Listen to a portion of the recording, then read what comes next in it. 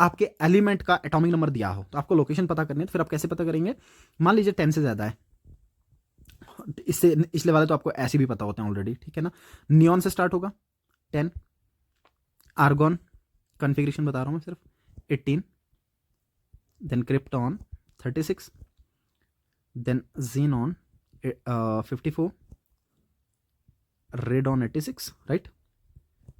And इसके बाद अगर इधर से ऊपर कोई आ जाए जो अभी तक डिस्कवर्ड नहीं है, तो अगर आपका ऑर्गेनाइजेशन आ जाए तो 118 से ऊपर आप चलेंगे, ठीक है। अब अगर किसी एलिमेंट में एटॉमिक नंबर 10 और 18 के बीच में देखने को मिल रहा है, तो इसका मतलब ये होगा कि उसमें आप नियॉन के हिसाब से कॉन्फ़िगरेशन लिखेंगे, और जब आप नियॉन के हिसाब से कॉन्फ़िगरेशन लिखेंगे तो इसके बाद फिल होने वाले जो इलेक्ट्रॉन्स आएंगे वो कहाँ पे आपको देखने को मिलेंगे? वो 3s और 3p में देखने को मिल जाते हैं, ठीक है। तो मान लीजिए आपके पास 15 एटॉमिक नंबर दे रखा है, तो आपने नियॉन 10 लिख दिया, उसके बाद 2 p में डाल दिए, और आपके पास 2 s में डाल दिए, 3 p में डाल दिए, कॉन्फ़िगरेशन हो गया, ठीक है।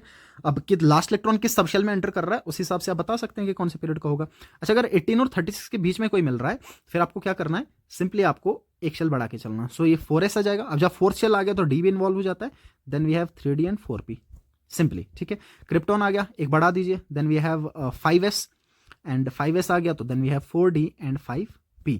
अब जब आपका जीनोन आ गया, आपको पता है जो जीनोन आएगा आपका, तब उस टाइम पे आपका 6s इन्वॉल्व हो गया। अब जब 6s इन्वॉल्व हो गया तो आपका f भी आ जाता है, और f आपका आ जाएगा 4f, and then we have 5d and then we have 6p, ठीक है। और अगर रेडॉन आपका मिल जाएगा, then we have 7s, 5f, then we have 6d and then we have 7p। और अगर ऑर्गेनाइजेशन से ऊपर कोई चला गया तो आप सिंपली 8s लिख लीजिएगा, ठीक है। और इसके अगले वाले जैसे चल रहे हैं वैसे आप लिख सकते हैं, इसमें कोई दिक्कत नहीं है।